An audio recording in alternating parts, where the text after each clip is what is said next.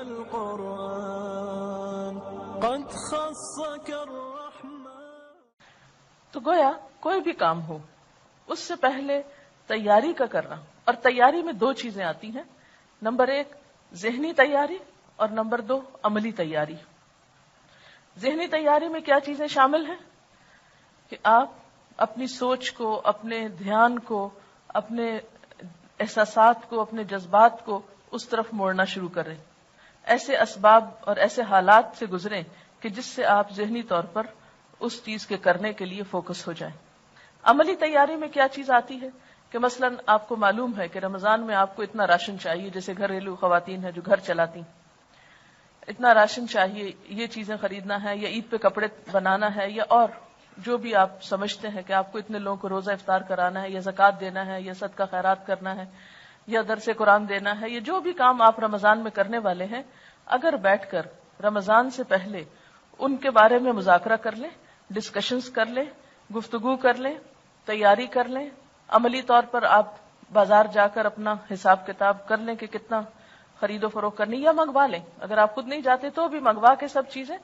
Kitchen کی ایک طرح سے دوبارہ سیٹنگ کر کے ہر چیز سحری افطاری کے اعتبار سے، پھر ٹائم ٹیبل آپ کے پاس وہ ہونا چاہیے جس کو دیکھ کے آپ سحری افطاری کے اوقات فالو کرتے ہیں. پھر اسی طرح اگر آپ کو کہیں اور تراویح پڑھنے کے لیے جانا ہے تو سواری کا ارینجمنٹ، یہ کس کے ساتھ جانا ہے، یہ کس کو اور ساتھ میں لانا ہے، یہ ساری چیزیں رمضان سے پہلے ایک ایک کر کے جن کا ابھی میں ذکر کروں گی، ان کو عملی طور پر بھی تیار کر کے رکھ لیں اپنے پاس. اس سے آسانی یہ ہوگی کہ جب کام شروع ہوگا تو آپ رائٹ اوے کام ڈے 1 سے شروع کر دیں گے، اور اگر آپ تیار نہیں ہوں گے تو پہلا عشرہ تو آپ کا صرف سوچ بنانے میں گزر جائے گا کہ اچھا رمضان آیا. یہ باتیں میں اپنے تجربے سے کر رہی ہوں. مجھے فرسٹ ٹائم جب عمرے پر جانا تھا، رمضان میں ہی جانا تھا، تو کتابوں میں تو بہت دفعہ عمرے کے بارے میں پڑھا تھا، لیکن میں اس وقت تعلیم کی حالت میں تھی اور لمبا سفر ایک کر رہی تھی کئی مہینے سے تحقیق کے سلسلے میں. تو اردن میں آ کے ہمیں جانا تھا، اردن سے ہمیں جانا تھا، تو مجھے لالچ یہ تھی کہ کیوں نہ کچھ اسکالر سے مل لیا جائے. ایک عالم کے پاس سے اٹھتے تو دوسرے کے پاس، دوسرے سے تیسرے، ہمارا دن انہی سوچوں اور انہی مشغلوں میں گزر جاتا، یا لائبریریاں یا عالم. بہت نیک کام تھا، لیکن جو نفل عبادت بھی یعنی عمرہ ہم کرنے جا رہے تھے اس کے لیے میں ذہنی طور پر اپنے آپ کو تیار ہی نہیں کیا. لہذا نتیجہ یہ ہوا کہ جب فائنل ہو گیا، پہلے تو سیٹ کا بھی کچھ مسئلہ تھا کہ آخری عشرے میں سیٹس بہت مشکل ہوتی، اس کی طے نہیں ہو رہا تھا، تو وہ پھر ہاف ہارٹیڈلی انسان تیاری کرتا نا. جب وہ ہو گئی تو اچانک مجھے جانا پڑا. مجھے یاد ہے میرے پاس احرام کے لیے پراپر چادر ہی نہیں ہے، اور مجھے اور کیا کرنا ہے. اور جس وقت میں جا رہی تھی تو میں جسے کہتے ہیں نا کہ روحانی طور پر پوری طرح ان نہیں تھی، میں وہ لائبریریوں اور کتابوں اور استادوں میں کھوئی ہوئی تھی. تو اگرچہ آپ پڑھ رہے ہیں، اس وقت تعلیم حاصل کر رہے ہیں، آپ بھی روز قرآن پڑھ رہے ہیں، سبق یاد کر رہے ہیں، ٹیسٹ دے رہے ہیں، یہ کر رہے ہیں، وہ کر رہے ہیں، یہ سب بڑے نیک کام ہے اپنی جگہ. یا اسی طرح گھر میں کچھ اور دنیا داری کے کام کر رہے ہیں، اچھا ہے، کسی کی خدمت، کچھ بھی آپ مباح کاموں میں ہیں. لیکن ان سب چیزوں کے باوجود آپ کو تھوڑا سا ٹائم ضرور نکالنا ہے جس میں بیٹھ کر آپ اپنے آپ کو چیک کریں کہ میں نے کیا ذہنی اور عملی تیاری کر لی ہے یا نہیں کی. اب اس میں آپ دیکھیے کہ انشاءاللہ آپ کو اس سیٹرڈے کو چھٹی دے رہے ہیں عملی تیاری کے لیے، کہ آپ لوگ گھر میں اپنی مثلاً اگر آپ نے تلاوت کرنی ہے تو کس قرآن پاک سے کرنی ہے، اور دعاؤں کی کتابیں پڑھنی ہے تو کون سی پڑھنی ہے اور کس اوقات میں، اور ان کو رکھنا کہاں ہے. کیونکہ میں اگر اپنی چیز صحیح جگہ پر نہ رکھوں تو میرے پاس اتنا کم ٹائم ہوتا ہے کہ وہ چیز مس ہو جاتی، کیونکہ مجھے ایک مشین کی طرح چلنا پڑتا ہے بعض اوقات.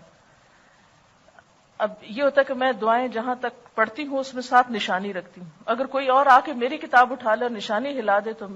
مجھے ایک اپسیٹ سی میں ہو جاتی ہوں کہ وہ روٹین میں خلل آ گیا. وہ یعنی وہ ہوتا ہے نا اندر ایک سسٹم آپ کے سیٹ ہے، اگر وہ ہل جائے تو تھوڑا سا وہ روحانی کیفیت میں بھی فرق آتا ہے. تو اب یہ نہیں کہ جیسے ایک کتاب ہے اور گھر والے سارے اس کو پڑھ رہے ہیں اخبار کی طرح، جیسے ایک اخبار آتا ہے نا تو سارے گھر والے اس کو چھین جھپٹ رہے ہوتے ہیں. تو آپ بھی اگر ایک دعاؤں کا کارڈ ہے یا ایک کتاب ہے تو وہ سارا گھر اسی کو پڑھ رہا ہے، اور عین افطاری کے وقت دعائیں مانگتے وقت چھینا جھپٹی ہو رہی، مجھے دے دو، بس کرو، تم اتنی لمبا کر دیا. اس سے کیا ہوگا؟ آپ کی روحانی کیفیت میں فرق ہوگا. ٹھیک ہے آپ اپنا دے دیجئے کسی کو اور آپ اپنے ہاتھ سے لکھ کے رکھ لیجئے یا اپنے سینے میں لکھ کے رکھ لیجئے، اور ان چیزوں کو آپ ترتیب سے پھر اسی طرح یعنی اس سیٹرڈے کی چھٹی کو انشاءاللہ تعالی اور پھر 7 سنڈے 2 دن آپ کو مل جائیں گے. تو جو تو خواتین ہیں ان کے تو بہت سارے کام ہیں. لڑکیاں بھی آپ کیا کریں, گھر والوں کو صرف اپنی تیاری نہیں کریں, گھر والوں کو بھی مینٹلی تیار کریں اور ان کے لیے بھی ایسی چیزیں تیار رکھیں. ایک چھوٹا سا کارڈ لے لیں, اور میں عموماً کیا کرتی ہوں, جو شادی وادی کے کارڈ آتے ہیں نا وہ اتنے مہنگے ہوتے ہیں عام طور پر, اور اس کے ایک سائڈ پہ کچھ چھوٹی سی بات لکھی ہوتی ہے, دوسری سائڈ خالی ہوتی, پھینکتے ہوئے بھی دل نہیں کرتا, جمع کر کے بھی بے وجہ کا جنگ اکٹھا ہو جاتا ہے. تو میں ہمیشہ اس کی بیک سائڈ کو اس طرح کی اپنے ذہنی طور پر جو باتیں مجھے کرنی ہوتی ہیں ان کو لکھ کے سامنے رکھ لیتی ہوں. وہ اگر کہیں ٹکائے تو یوں کھڑے بھی ہو جاتے ہیں, اگر لکھ کے رکھیں تو جلدی خراب بھی نہیں ہوتے. تو اس پر جو جو کام آپ کو کرنے ہیں یہ چیزیں آپ نے روز کرنی ہے. مثلا میں نے لکھ کے رکھا ہوا کہ سب سے پہلے صبح میں کیا پڑھنا ہے, اس کے بعد تسبیحات کون سی کرنی. حالانکہ مجھے پتا ہے یہ کرنی ہے, لیکن پھر بھی میں کاموں کے پریشر میں بعض اوقات بھولنے لگتی ہوں. تو میں وہ کارڈ مجھے یاد دلاتا ہے کہ آج میں نے یہ کام نہیں کیا. جس طرح آپ کو ایک چیک لسٹ دی گئی تھی, اسی طرح آپ کو یہ کارڈ جو ہے, جائزہ کارڈ اس کا نام آپ رکھ سکتے ہیں اپنے لیے, یعنی اپنا سیلف انالیسس کے لیے, کہ مثلا اگر آپ نے اپنے اوپر کچھ نفل باندھے ہوئے ہیں یا کچھ ذکر خاص کرنا ہے آپ کو, خاص سے مراد مسنون ہی ہے, وظیفہ مراد نہیں ہے کہ 1000 دفعہ کچھ, 1,00,000 دفعہ کچھ پڑھنا ہے, تو ان سب کے یعنی ترتیب بار اپنے چیزیں لکھ کر رکھ لیں. پھر یہ ہے کہ جائے نمازیں وغیرہ دھو کے صاف ستھری کر لیں, کیونکہ افسوس کے ساتھ کہنا پڑتا ہے کہ بعض گھرانوں میں اس کا اہتمام نہیں ہوتا, اور بہت فریکوینٹلی یہ چیز دیکھنے میں آتی ہے کہ لوگ سارا گھر صاف رکھتے اور ایک جائے نماز گندی رہ جاتی. شاید وہ مائنڈ کرتے ہیں اس کو دھونا یا گناہ سمجھتے ہیں. تو عبادت میں لطف کے لیے کیا ہے, تھوڑا سا گھر کی صفائی کو بھی دیکھ لیں, کچن کی صفائی, گھر کی صفائی, اپنے بیڈ کی, کمرے کی, جہاں آپ کو عبادت کرنی ہے, جہاں پڑھنا ہے, کتابوں کی شیلف کی, الماری کی, یعنی ہر ایک چیز جو ہے بالکل ترتیب سے کر لیں. اور اتنی ترتیب سے کر لیں, بلکہ میں تو بعض اوقات یہ کیا کرتی تھی کہ جو بیڈ بستر وغیرہ سال بھر اٹھتے رکھے جاتے ہیں, وہ میں رمضان سے پہلے چادریں, ہر چیز اس طرح ایسی جگہ پہ رکھ لیتی تھی کہ بس صرف 1 منٹ اس میں لگے اور ہر چیز جلدی جلدی تبدیل ہو جائے. اور لانڈری بھی رمضان کے لیے بچا کے نہیں رکھیں, سب کچھ واش کر لیں, کلین کر لیں. اور اس طرح آپ جب رمضان, جیسے لوگ عید کی تیاری کرتے ہیں, تو عید سے بڑھ کر آپ رمضان کے لیے عملی طور پر تیار ہو جائیں, اور ساتھ ساتھ کارڈ پر ذہنی طور پر عبادات کی تفصیل لکھ کر وہ تیاری کر لیں. اس کے بعد کوئی نہ کوئی ایسا لیکچر, آپ تو خیر کتاب الصوم پڑھ رہے ہیں, یا سنیے یا سنائیے, 2 میں سے ایک کام کر لیجیے, اس سے بھی تیاری ہو جائے گی. مثلا جو باتیں پچھلے بیچ کی میٹنگ میں ان لوگوں کو بتائی گئی تھی, اور جو کراچی کا پہلا یہاں دورہ قرآن ہوا تھا, اس سے پہلے ایک دن پورا ہم نے 2 گھنٹے یا 2.5 گھنٹے استقبال رمضان پہ بات کی تھی. اس کیسٹ میں, رمضان مبارک اس کا نام ہے, اس میں بہت سی باتیں رمضان کی تیاری سے متعلق ہیں. گھر والوں کو سنا سکتے ہیں, کچھ پوائنٹس لکھ کر آپ درس دے سکتے ہیں. اس طرح کیا ہوگا کہ اس کا بار بار تذکرہ کرنے سے کہ رمضان آ رہا ہے اور رمضان میں افطاری کا اتنا ثواب ہے, اس کام کا اتنا اجر ہے, یہ کام ایسے کرنا ہے, تو اب کیا ہوگا کہ آپ ایک طرح سے مینٹلی تیار ہو جائیں گے کہ آپ کو یہ اور یہ کام کرنے ہیں. ایک ہم چھوٹا سا وہ بروشر سا بنا رہے ہیں انشاءاللہ تعالی, اس میں بھی چھوٹی سی چیک لسٹ آخر پہ دی ہوئی ہے تاکہ اپنے آپ کو دیکھ سکیں, لیکن وہ ہم عام لوگوں کے لیے دے رہے ہیں. آپ اسٹوڈنٹس کے لیے تھوڑا سا اس سے آگے وہ ہونا چاہیے. اسی طرح یہ کچھ مثلا دعائیں ہیں, جیسے چاند دیکھ کر کیا دعا پڑھنی چاہیے, یہ آپ کو پہلے سے یاد ہونی چاہیے, یا کہاں پر ہے, یا گھر والوں کو یاد کرا دیں, اگر خود یاد ہے تو دوسروں پہ صدقہ کریں. پھر اسی طرح لیلۃ القدر کی دعا جو ہے وہ آپ کو زبانی آنی بھی چاہیے. ایک کام آپ اور کر سکتے ہیں اگر اللہ آپ کو توفیق دے, کہ ایک چارٹ پیپر اگر گھر میں لے کے رکھ لیں, اور چھوٹی چھوٹی اسٹرپس کاٹ کے اپنی فریج کے اوپر یا ڈائننگ ہال میں جہاں کہیں زیادہ لوگ جمع ہوتے ہیں, کیونکہ ساری افطاری میں ہی گھر میں عام طور پر لوگ اکٹھے ہوتے ہیں, تو ایسے کسی بھی جگہ پر جہاں آپ دیوار خراب نہ کریں, تو وہ کچھ بھی دعا اس طرح کی لکھ کے لگا دیں, تاکہ جب وہ بیٹھیں گھر والے, مثلا افطار کی دعائیں جو ہیں مسنون دعائیں ہیں, ذهب الظمأ وابتلت العروق وثبت الاجر انشاءاللہ, یہ مسنون دعا ہے, لیکن عموماً ہمارے معاشرے میں اس کا رواج نہیں ہے پڑھنے کا. اسی طرح اگر آپ کسی کے ہاں افطار کرتے ہیں تو ان کے لیے جو دعا ہے وہ, پھر اسی طرح ایک اور دعا بھی جو ہے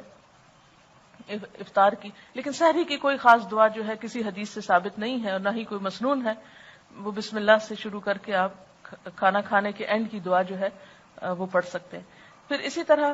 عید کے دن کی جو دعا ہے وہ آپ پڑھ سکتے ہیں. اللہم انا نسألک عیشۃ نقیۃ ومیتۃ سویۃ. یہ ورقہ ہم انشاءاللہ اویلیبل کر دیں گے. اس میں ہوگی، ہم چاہتے تو تھے اس کو پراپر شیپ دیں، لیکن ابھی اس سال اگر اتنا ہی ہو کہ یہ صرف یاد دہانی کے لیے کاغذ آپ کے لیے اویلیبل ہو تو یہ بھی کافی ہے. اور ان دعاؤں کو صرف یہاں سے دیکھ کے کون کون ورقہ پڑے گا، یہ ورقہ صرف اس لیے کہ آپ اس سے لے کے کسی اور چیز پر، کارڈ پہ یا کہیں لکھ کے گھر میں نمایاں جگہ پہ لگا دیں اور دوسروں کو بھی متوجہ کریں. اور دوسروں کے سر پہ سوار ہونے کی ضرورت نہیں، اور نہ انہیں تاکید بار بار کرنے کی. بات یہ ہے کہ جب آپ خود سنجیدہ ہوں گے، جب آپ خود یکسوئی اور خشوع کے ساتھ دیکھ کے دعا مانگ رہے ہوں گے، پڑھ رہے ہوں گے، تو جو دیکھنے والے ہیں وہ دیکھ کے سبق لیتے ہیں. ایک چیز جو انسانوں کی بہت کمزوری ہے اور وہ ہے نقالی، چاہے اچھی ہو چاہے بری ہو. اور اللہ تعالیٰ نے بیسیکلی اس لیے رکھی کہ انسان کچھ سیکھ سکے. اگر آپ دیکھیں گے تو یہ کمزوری بچوں میں بھی بہت ہوتی ہے. خود نہیں کام کریں گے، اگر کوئی مثلا خود کھانا نہیں کھائیں گے تو دیکھیں گے کوئی کھا رہا ہے تو فوراً کھانے لگیں گے. ہر وہ کام کرنے کی کوشش کریں گے جو کوئی دوسرا کر رہا ہو. اسی طرح یہ صرف بچپنا بچوں میں نہیں ہوتا، یہ بچپنا بعض اوقات بڑوں میں بھی بہت ہوتا ہے کہ خود نہیں کچھ کریں گے اور نہ کسی کو کرنے دیں گے، لیکن اگر دیکھیں کہ کوئی کر رہا ہے تو فوراً کاپی کرنے کی کوشش کریں گے. تو کیوں نہیں آپ اس چیز سے فائدہ اٹھاتے اور لوگوں کی اس چیز کو، اس کمزوری کو ایک پازیٹو رخ دیتے کہ آپ ان کے سامنے ایک عملی اگزامپل بنے. مت کہیں کسی کو پڑھو پڑھو اس کا ہی. جب آپ منہ ہلا رہے ہوں گے تو پوچھیں گے کیا پڑھ رہی ہو، پوچھتے ہیں نا. جب آپ کچھ پڑھ رہے ہیں یا خاموش ہیں تو کہیں گے کیا کر رہی ہو، تو اس وقت آپ بتا سکتے ہیں یہ دعا ہے اور نبی صلی اللہ علیہ وسلم پڑھا کرتے تھے اور اس سے ہمارے عمل میں کئی گنا اضافہ ہو سکتا ہے. اور سامنے لگی ہوئی اگر ان کو پڑھنا ہے تو پڑھ لیں گے وہ بھی.